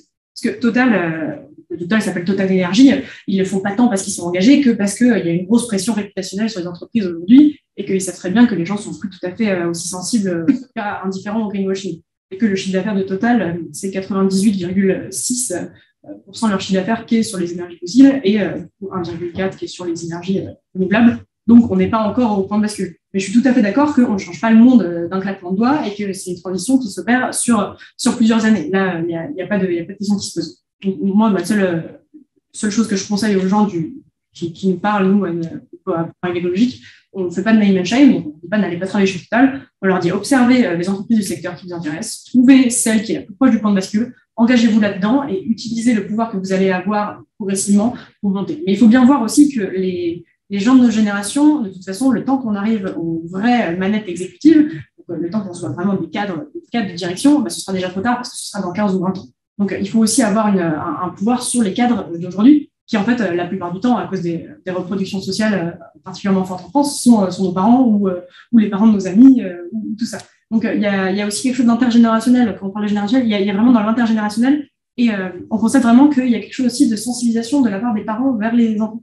Et j'étais à un événement il y a 2 semaines de Bloomberg, et je parlais à un financier qui s'était reconverti récemment dans la finance verte. Et il me racontait un peu son parcours. Il y avait vraiment, je ne trouvais pas la raison pour laquelle il avait décidé de changer aussi drastiquement de parcours. Parce que pourquoi, ça faisait 20 ans qu'il était dans l'immobilier, pourquoi d'un coup la finance verte. Et à un moment, il m'a raconté qu'il avait une fille qui était en licence de sociologie, qui faisait de la poterie et qui était super écolo. Et qu'en fait, elle lui avait mis la pression. Il s'est dit, bon, je vais faire plaisir à ma fille, je vais changer. Et ça a l'air bête comme ça, mais il y a quand même une partie très intéressante dans la manière dont les parents sont convaincus par leurs enfants, qui est peut-être un peu trivial, mais ça dit peut-être quelque chose aussi des parcours de demain, je trouve. Se méfier de la socio et de la poterie. Ouais. Voilà, c'était pire que poterie, c'était céramique. Céramique, non, vraiment. Le cliché, quoi. Porter des cerveaux, c'est sûr. Du coup, ça nous fait une bonne transition. Donc, si vous voulez poser vos questions, allez-y. On va garder un petit temps d'échange avec le public, comme on fait là. Donc, si vous avez des questions, n'hésitez pas à les poser à nos intervenants. Pour rebondir un petit peu sur ce qui a été dit, on ne peut pas évacuer, alors, sans que c'est la pyramide de Maslow, les sachants me diront, qu'il faut d'abord assouvir ses besoins physiologiques primaires pour arriver jusqu'à l'accomplissement de ses passions. Et effectivement, j'entends tout à fait, quand on est jeune, on a les emprunts, on a des difficultés pour se loger, on a à construire plein de choses. Et effectivement, l'engagement par rapport à ça, c'est pas sans doute qu'on ne voudrait pas. Enfin, moi, même si j'ai passé un peu l'âge, mais quand j'étais jeune, j'avais ces mêmes problèmes. Les problématiques ne changent pas. C'est rassurant ou non, mais en tout cas, on a toujours les mêmes problématiques. Donc, on est bien obligé d'adresser ces premiers points. Ça indiquerait donc quelque chose qui a été dit, je ne sais plus par qui, que seules les personnes, les jeunes qui sortent de milieux sociaux avantagés pourraient se permettre un engagement plus libre. Les autres, c'est un engagement sous contrainte. Ça ne veut pas dire qu'on ne peut pas s'engager sous contrainte, mais un engagement sous contrainte est un engagement plus difficile. Et forcément, dès lors où on met une contrainte à une population, moins de cette population vont pouvoir en émerger. C'est assez mathématique et assez... Comment on peut adresser ce point-là, du coup? Parce que, et inversement, j'ai même envie de rebondir sur Total. Total génère de l'argent, et c'est parce que Total génère de l'argent qu'il peut y avoir de l'impôt, cet impôt qui peut aller subventionner des associations qui pourraient aider justement des jeunes à se libérer de certains nombre de contraintes. Alors, comment on fait pour conserver un cercle vertueux et permettre d'avancer là-dessus? Parce que moi, je suis à l'évidence certain que les jeunes ont cette passion, cette envie. Simplement, les barrières sont innombrables. Et systémiques. Et systémiques. Comment on fait? Et j'aime beaucoup l'exemple de la fille qui fait bouger son père, mais j'y crois aussi, bien sûr, c'est une interaction. Et donc, les choses sont possibles de plein de niveaux. Alors, comment, mais malgré tout, là, on est face à des vérités concrètes. On n'est plus dans des discours face à un loyer à payer. Qu'est-ce que je fais? Je vais aller travailler. Où est-ce que je fais ça? Et alors, peut-être la seule chose que moi, je pourrais donner par rapport à tout le monde, c'est une expérience professionnelle. Moi, j'ai travaillé dans énormément de sociétés, dans des grands groupes. La vie n'est pas aussi simple.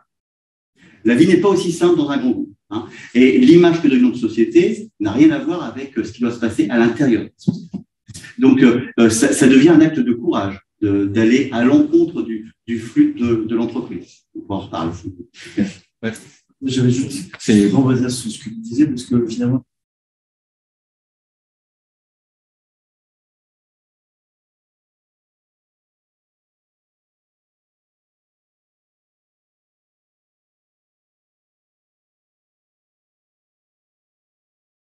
les fondations, pour vous donner un exemple assez personnel, le discours sur les fondations, moi je l'entends depuis que j'ai 16 ans, de mon père, qui m'a toujours inlassablement répété ça. Il a dit, tu t'engageras quand tu auras construit ta carrière, quand tu auras vécu des choses, quand tu auras payé des impôts, quand on aura payé beaucoup, parce que ça veut dire que tu auras une jolie carrière, et puis quand tu auras eu une femme, des enfants, une vie de famille, que tu auras ton petit pavillon, là tu t'engageras et tu te feras plaisir, puis un jour tu verras, tu seras à la retraite et tu n'auras plus que ça à faire de t'engager, et là tu seras tranquille.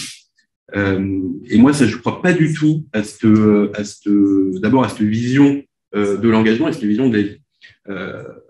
Et je viens pas d'un milieu qui m'a permis de m'engager avec luxure. Moi, je viens d'un milieu de classe moyenne, en banlieue de Toulouse. Et pour autant, j'ai jamais eu de frein à mon engagement. Et quand on regarde d'ailleurs les zones périurbaines en France où l'engagement citoyen est le plus vif, le plus développé, le plus fort, c'est la banlieue de Grenoble. C'est intéressant de voir que l'engagement n'est pas toujours là où on l'imagine et où ça serait quelque chose un truc d'enfants de bourgeois qui peuvent passer du temps à faire du bénévolat. Je pense que la question de l'engagement, le seul frein qu'on porte à l'engagement, c'est les freins qu'on se met à soi-même. C'est bon, voilà, ceux qui s'engagent, on peut avoir un job qui n'est pas dans un job à impact, dans l'ESS ou autre, avoir des carrières assez classiques, normales, et pour autant tout aussi épanouissantes, et avoir des engagements à côté, avoir des engagements de force. C'est ça alors c'est une épreuve de s'engager. S'engager, c'est dur. Il une dimension, philosophiquement et culturellement, il y a une dimension un peu sacrificielle de s'engager, parce que ça veut dire qu'il faut parfois rater une soirée avec ses copains parce que on fait une distribution alimentaire. Ça veut dire que parfois on rate l'anniversaire de la vieille cousine parce que il y a un événement et on a besoin de consacrer du temps. Et c'est ce qui fait aussi toute la beauté de l'engagement, c'est justement de se dépasser, d'aller au-delà des barrières qu'on se met à soi-même pour donner un peu de soi sur des causes qui nous dépassent. Et je reste persuadé, moi, qu'on peut avoir des vies hyper actives d'engagement et boulimiques d'engagement sans sacrifier tout le reste. Et que la pyramide, en fait, on la prend comme des couloirs de nage et on peut tout mener de front. Moi, je n'ai une vie j'ai 30 balais, donc je ne peux pas parler de ma vie, mais je me suis engagé toute ma vie sur des fonctions à responsabilité. Quand j'ai eu la chance d'être secrétaire général d'une ONG de 300 millions d'euros de budget qui emploie 5000 personnes dans le monde à 25 ans, et ça m'a jamais empêché d'avoir une carrière professionnelle à côté, de travailler dans des grands groupes en France et à l'international. Ça ne m'a pas empêché d'avoir une vie sociale, des amis et de fonder une famille. Donc, je pense que ces seules barrières, c'est celles qu'on se crée et celles qu'on s'imagine parce qu'on veut reproduire un système ou on veut reproduire un schéma. Et ce qui fait la beauté de l'engagement, c'est que justement, ça permet de faire exploser ces schémas-là et de vivre des choses dont on n'aurait pas eu à vivre autrement que si on avait déroulé un truc un peu classique de ce type de schéma.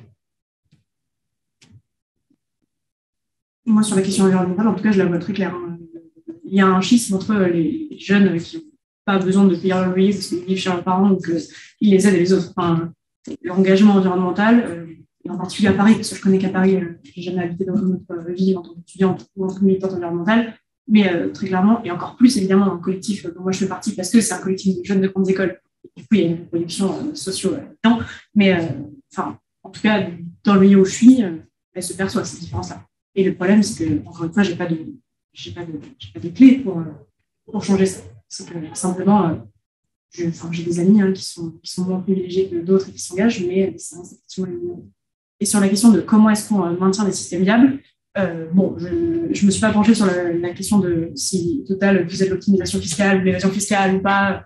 C'est pas la question, mais il y a aussi l'idée des dominos, de la théorie des dominos, c'est qu'à partir du moment où une entreprise changera, les autres devront s'aligner avec elle. Parce qu'aujourd'hui, je pense vraiment que le risque majeur pour une entreprise aujourd'hui, c'est réputationnel. Une partie de ce qui se passe en Ukraine, là, aujourd'hui, en Russie, avec les entreprises qui parlent d'Odyssée, c'est parce qu'elles ont peur de ce que l'opinion publique va avoir à dire d'elles. Donc, il y a aussi ce pouvoir-là aujourd'hui qu'on a en tant que citoyen dans un monde en tant que consommateur même, plus que citoyen, dans un monde hyper connecté, qui est de cet ordre-là et qui mène soit à deux choses, soit à du greenwashing. C'est-à-dire, en gros, on fait croire qu'on est plus vertueux qu'on l'est vraiment, et Total le fait, mais il n'y a pas que, il y en a plein qui le font très très bien. Les constructeurs automobiles sont au top là-dedans. Soit du greenwashing, soit un engagement sincère et réel, et qui, je pense, est en train de s'installer parce que je suis totalement d'accord avec vous, personne ne se lève le matin et se dit tiens, je vais prendre ma voiture, je vais faire 40 bornes pour aller travailler, puis en plus, ça va défoncer l'avenir de ma gamine. Enfin, personne ne se dit ça. Donc, je suis tout à fait d'accord avec vous. Le problème étant justement que c'est systémique et qu'il va y avoir un besoin humain de transformation derrière, de manière très concrète, qu'on n'a pas encore aujourd'hui, qui est en train de se mettre en place. Il y a plein de signaux faibles qui nous montrent que sans aller dans exactement la bonne direction, il y a des choses qui sont en train de se mettre en place, à voir dans 3 ou 4 ans, parce que la décennie 2020 va être essentielle sur le point de vue climatique, où ça va. Mais on est d'accord que très peu de gens, je suppose et j'espère, se lèvent le matin en se disant qu'ils vont participer au changement climatique. La complexité de tous ces systèmes-là, et c'est un peu la même chose avec la pauvreté, avec l'engagement démocratique, c'est que c'est fondamentalement systémique. Et en plus, dans le cas environnemental, c'est ultra multidimensionnel.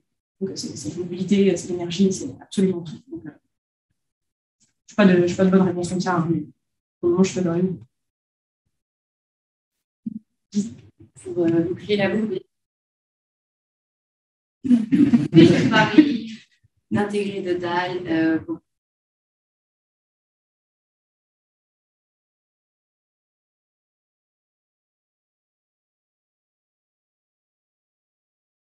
parce que personnellement, j'enchaîne des CD.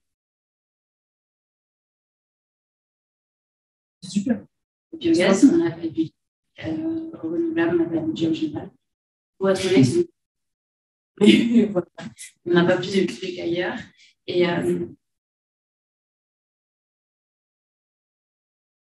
dans une entreprise interne, faire des choses différentes.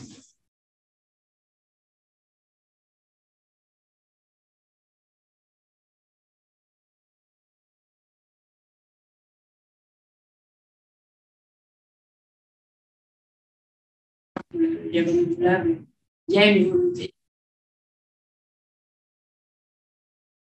En tout cas, il y a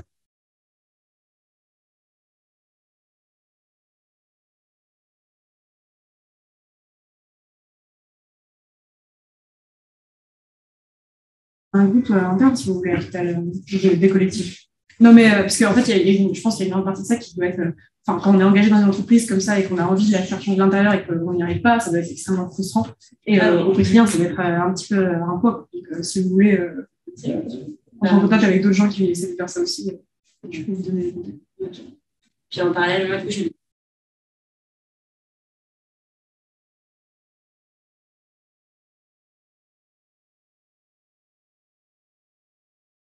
c'est pas grave.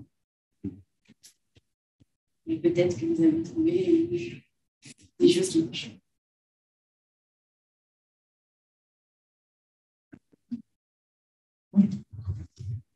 Je suis arrivé en retard, si jamais ça va bien, parce que c'est des choses parce que mais en fait, on a l'air de dire que l'engagement, finalement, ça a l'impression que c'est quand même déplacer les montagnes, surtout quand on est jeune, parce qu'il y a beaucoup de questions matérielles qui nous freinent.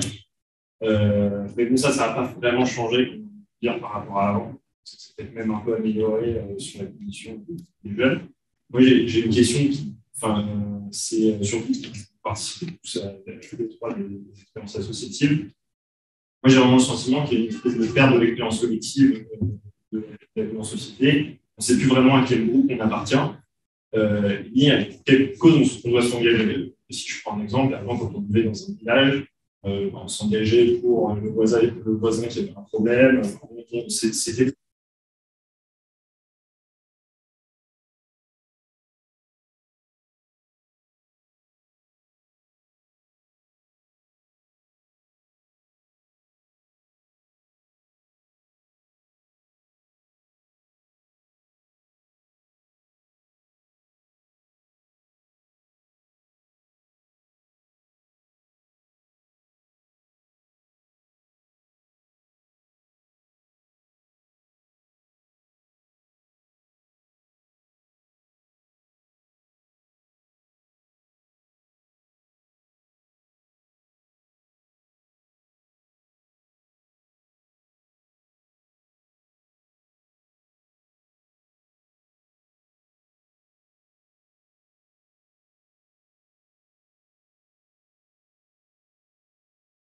Je pense que c'est par les projets que tu construis et le sens que tu mets. Et c'est pour ça que je disais tout à l'heure qu'on avait besoin quand même, quand on souhaite défendre une cause, d'avoir des structures qui les portent et qui les structurent et donc qui te permettent, toi, si tu as un sujet qui te tient à cœur, sur lequel tu as envie de te mobiliser, de rencontrer d'autres jeunes avec lesquels, ou d'autres moins jeunes d'ailleurs, avec lesquels tu vas pouvoir porter des projets concrets. Et c'est vrai qu'il y a un syndrome parfois à l'associatif, c'est la difficulté à se réinventer, à construire de nouveaux projets. Moi, je crois beaucoup au modèle par projet, c'est-à-dire que tu vas porter un projet X, la structure, elle permet de l'encadrer, elle donne des moyens, elle donne des ressources, elle donne un cadre global, mais ce qui compte, c'est de constituer des petites task force pour des projets ciblés sur lesquels tu peux mesurer ton impact à plus ou moins court, moyen ou long terme, avec des personnes qui seront en adéquation sur tes idées. Et là, à ce moment-là, en plus, voilà, ça donne une énergie supplémentaire parce que tu sais exactement ce pourquoi tu vas et que tu n'es pas là uniquement pour entretenir la vie d'une structure ou, tu vois, pour être l'énième bénévole de la structure, mais tu es là pour un objectif concret, une mission, un projet, une équipe. Nous, c'est comme ça qu'on essaie de construire les engagés depuis plusieurs années. Donc, avec des pôles très ciblés. Par exemple, sur l'aventure Élise, on a mobilisé une trentaine de personnes directement sur l'application Élise avec une équipe éditoriale, une équipe com, une équipe stratégie et qui sont des personnes qui étaient déjà dans le mouvement engagé, qui peuvent participer au quotidien aux événements qu'on organise, mais qui, là, se sont mobilisés concrètement sur un projet X avec une date de péremption, si j'ose dire, avec une équipe encadrée, mais qui du coup ont vu leur impact et qui peuvent dire, bah voilà, moi, j'ai aidé à construire une application pour intéresser les jeunes à la présentielle, on a réussi à faire ça, on a échoué à faire ça, on l'a fait avec telle personne. Je pense que c'est comme ça aussi que tu arrives à remettre et à réinjecter du sens. C'est avec le caractère concret des projets que tu portes. Et en tout cas, nous, on essaie de le faire.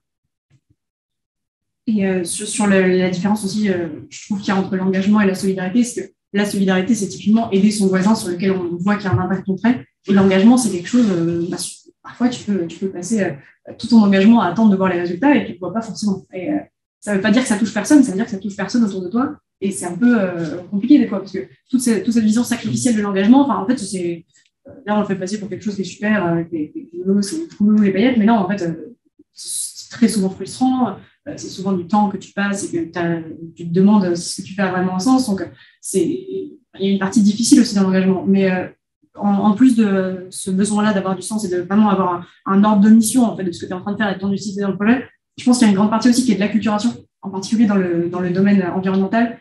Quand tu rentres dans une association, en général, tu es plutôt très sensibilisé, mais tu n'as pas forcément tous les éléments. Et tu rencontres des tas de gens qui sont spécialisés sur des domaines, que ce soit la mobilité, que ce soit l'énergie, que ce soit l'agriculture, que tu ne connais pas. Et il y a vraiment cette acculturation progressive au sujet, à la manière dont on l'aborde, et qui va en fait faire rentrer, ou en tout cas j'ai l'impression que ça se passe comme ça chez nous, faire rentrer les gens progressivement dans cette espèce de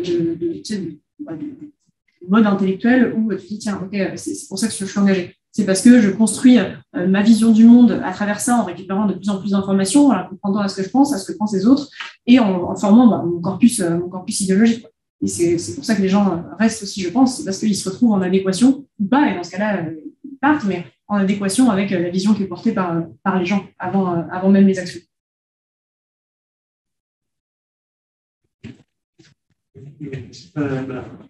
Merci. Merci à vous trois pour votre présentation qui était très intéressante, qui j'espère beaucoup intéressera mes camarades de classe, que ce soit à travers une application ou à travers une association. Alors moi, du coup, j'avais une petite question sur quelque chose que tu avais dit, Léa, sur le jeune qui ne s'engage pas. Alors, je n'ai pas eu le temps de noter exactement ce que tu as dit. Mais globalement, tu as dit, voilà, lorsque les jeunes ne s'engagent pas, nous, dans notre association, on ne reste pas. Mais certains, malheureusement, qu'on ne peut pas intéresser, qui continuent leur vie, tant qu'ils ne s'engagent pas. En fait, je pense que tu as dit ça sans vraiment te rendre compte, parce que tu parles du point de vue de l'association. Mais en réalité, si on prend un point de vue un peu plus global, en fait, c'est là où les politiques publiques doivent intervenir, en fait. Les jeunes, avec le trop beaucoup d'organes n'arrivaient pas à intéresser à faire dans l'engagement associatif, leur travail avec les c'est un espace qui passe à son débat, en fait. Nous, on n'a pas vraiment connu en école de commerce. Le salarié étudiant, c'est quelque chose qui est pas mal de jeunes. Quoi. Ils ne peuvent pas vraiment s'engager en politique, même pas s'intéresser à ce qu'ils postent. Ils sont obligés de payer leurs études comme ça. Et donc voilà, la question que j'aurais, c'est que vis-à-vis des politiques nouveaux, soit les Orient et aussi à travers vos trois associations, quelle relation vous avez avec les politiques qui visent les jeunes? Si vous en ayez. Je suis pas sûre, mais je te rejoins complètement sur le salariat étudiant. Ça marche. Ouais, je vous dis ça tout ça un petit peu depuis le début, je suis désolée. Ne le prenez pas mal, c'est une signe d'affection. Non, mais mes 2 premières années à Sciences Po, et c'était là où j'étais le moins impliquée parce qu'effectivement, je devais travailler 25 heures par semaine dans des bars et que vous vous levez à 5 heures le matin et que vous êtes crevé quand vous rentrez le soir. Et il y a une partie des jeunes qui ne s'engagent pas à cause de ça. Il y en a une autre partie qui, encore une fois, ne le fait pas soit parce qu'ils ont une hiérarchisation des priorités différentes, donc ils ne s'engagent pas dans le domaine environnemental, ils décident de s'engager quelconque autre domaine social ou quoi que ce soit, et d'autres qui ne le font pas parce que simplement c'est pas dans leur désir, qu'ils ont un loisir qui leur prend beaucoup de temps à côté, faire passer du temps avec leurs amis. Et je pense vraiment pas que ce soit quelque chose de dommageable en soi. C'est un peu comme si vous n'aimez pas la lecture. Si vous aimez la lecture, tant pis, c'est pas grave. Peut-être que vous n'êtes pas tombé sur le bon livre encore qui vous élèvera ça et qui vous donnera envie, et peut-être que c'est simplement un goût que vous n'aimez pas et que vous n'aimerez jamais. Sur les politiques publiques, je ne sais pas dans quelle mesure les politiques publiques devraient aider les jeunes à s'engager, sinon qu'en leur fournissant les moyens de le faire, c'est-à-dire les moyens de mener une vie relativement décente. Donc, à part augmenter le niveau des bourses ou redistribuer les bourses pour que ce soit fait de manière intelligente pour les gens qui en ont besoin, les logements Crous et tout un tas de choses autour de ça, je n'ai pas de pensée particulière sur la manière dont ça devrait se donner, parce que je ne pense pas que la vocation des politiques publiques soit d'aider les jeunes, enfin, en tout cas, sans les aider, soit d'inciter les jeunes à s'engager nécessairement. Moi, je crois quand même que les pouvoirs publics pourraient agir là-dessus, oui. Et notamment pour mieux valoriser l'engagement. Je pense à 2 dispositifs concrets dont je parle dans le livre. Le premier, ce serait la création d'une option engagement au baccalauréat. Le deuxième, la valorisation de l'engagement à l'université par des crédits ECTS. Certaines universités le font déjà, mais il faudrait le généraliser à l'échelle nationale. En plus, ça crée des inégalités. Tu veux que je répète les propositions ? Il faudra lire le livre aussi. Alors, la première, c'est une option engagement au baccalauréat. Et la deuxième, c'est la valorisation de l'engagement à l'université via des crédits ECTS. Crédits ECTS, bon, vous savez tout ce que c'est, permettre de passer à l'année supplémentaire. On a beaucoup de bénévoles aux engagés qui valident des crédits ECTS dans quelques facs, mais je parlais d'inégalité parce que souvent, ce sont déjà les universités les plus privilégiées, entre guillemets, qui le mettent en place et pas les autres. C'est très symbolique et encore une fois, on ne s'engage pas pour avoir des crédits ECTS et personne ne va se mettre à aller dans une association parce qu'il y a des crédits ECTS. Mais c'est un symbole qu'on envoie et de dire finalement aux jeunes, votre engagement a un sens et on le reconnaît comme tel et on reconnaît sa valeur. Et ça, bon, nous, à Sciences Po, on est plutôt un contre-exemple parce qu'ils reconnaissent beaucoup les engagements associatifs, etc. Mais il y a aussi un grand travail à faire pour valoriser l'engagement au sens large. Vous ne vous résumez pas à des résultats académiques, mais les engagements qui sont construits de façon extra-académique ont aussi une valeur, méritent d'être reconnus comme tels. Et ça, c'est aussi une responsabilité à la fois de l'enseignement supérieur et des pouvoirs publics. Pourquoi des pouvoirs publics ? Parce que dans l'accompagnement des associations au quotidien pour avoir accès à des moyens, il y a aussi un vrai sujet et beaucoup de structures associatives ont du mal à être pérennes, à survivre.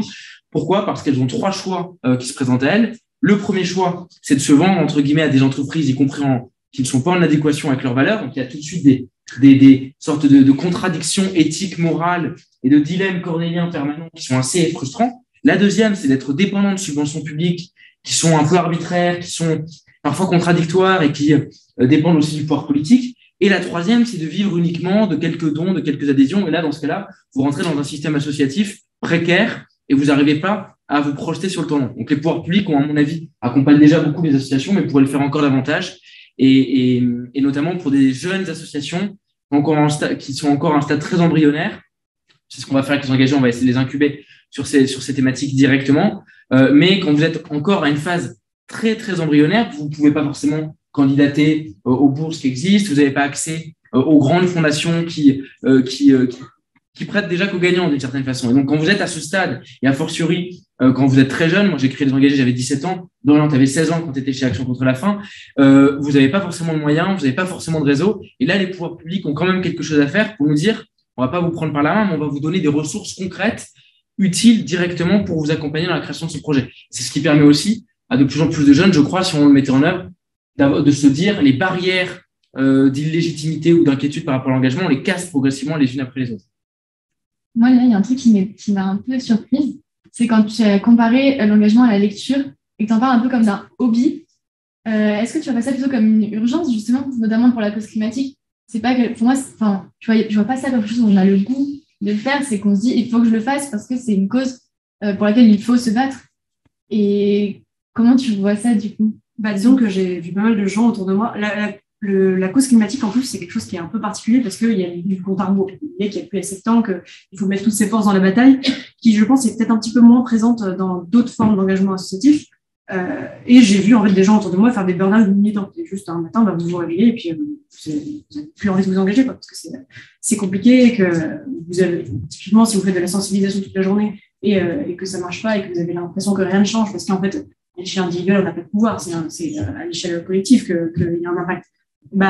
Ça conduit des gens à vraiment ne plus faire attention à eux et à faire attention uniquement à ce qu'il faut et à l'impact qu'ils peuvent avoir. Et je pense je pense de plus en plus qu'il faut quand même faire attention à la matrice de votre combat, qui est votre santé mentale, et qu'il y a un vrai enjeu là-dedans à sensibiliser des jeunes qui vivent dans une société où on leur dit ouais, mais être inactif, c'est pas bien, il faut toujours être en mouvement, il faut toujours avoir quelque chose à faire, de pouvoir accepter de temps en temps de se poser et de se dire ok, je suis parfois plus efficace en m'arrêtant une soirée, en consacrant une soirée à faire autre chose et en pouvant me relancer le lendemain. La lecture n'était peut-être pas la bonne comparaison, mais c'est pour dire que il y a des gens qui ne sont pas intéressés par ça au-delà de cette considération-là, que je pense pas que ce soit nécessaire à l'épanouissement de quelqu'un de s'engager. Pour autour de moi, des gens qui sont très heureux sans s'engager, moi j'y arriverai probablement pas, mais c'est pas parce que moi j'y arrive pas que c'est pas le cas pour eux, et qu'il y a ce besoin-là de faire attention à soi avant de penser parfois à l'impact qu'on a. Et que vraiment, c'est quelque chose que j'entends rarement dans les milieux militants, parce que justement, il y a cette dimension sacrificielle qui me fait parfois un peu peur, parce que quand vous êtes tout jeune militant, et que typiquement c'est de la culturation, vous êtes tout jeune militant, vous arrivez dans une association, dans un collectif, dans ce que vous voulez, et vous avez l'impression que vous allez pouvoir changer le monde, et que dans 3 mois, grâce à vous, ce sera complètement différent autour. Et il y a un retour de bâton parfois qui est un petit peu douloureux, qui est de se rendre compte que, en fait, non, parce que c'est un problème systémique, encore une fois, que ça veut dire que tout l'écosystème doit jouer, que c'est pas seulement vous, que c'est pas seulement votre association, et que vous avez beau vous démener aussi fort que vous pouvez, et des fois ça mène à rien, et il faut juste réussir à l'accepter. C'est vraiment, je pense, cette étape-là à passer dans l'unipartisme où on se dit, des fois ça peut échouer, et c'est pas grave. Il faut juste réussir à trouver la force de se relever, de se relancer. Mais je pense que c'est vraiment un point important que j'entends pas assez souvent. Faites attention à vous si vous vous engagez dans des associations. Ce qui se passe dans le cigare, c'est important aussi. Je risque dans le panel. Du coup, effectivement,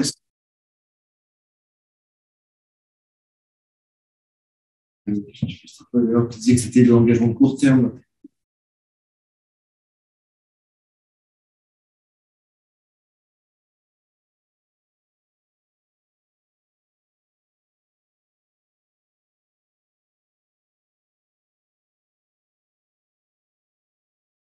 Et pas sûr d'avoir un impact. Non, mais on Il n'y peut en a plus qui n'ont pas d'impact donner d'ailleurs. potentiellement.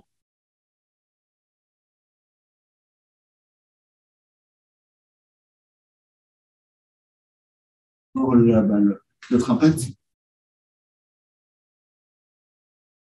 C'est une manière de le voir. Après, moi, j'ai une vision très matérialiste, donc je pense qu'il y a aussi une grande partie de l'engagement associatif qui passe par les gens avec qui on travaille, avec le fait qu'on ait des liens avec eux et qu'il y a un renforcement mutuel. Donc, dans le cas d'un parti politique, ça fonctionne. Dans le cas d'une association, ça fonctionne. À partir du moment où vous avez des gens qui sont prêts à vous remettre sur pied et que vous êtes prêts à faire la même chose pour eux, je pense qu'il y a une forme d'émulation qui est vraiment importante là-dedans. Okay.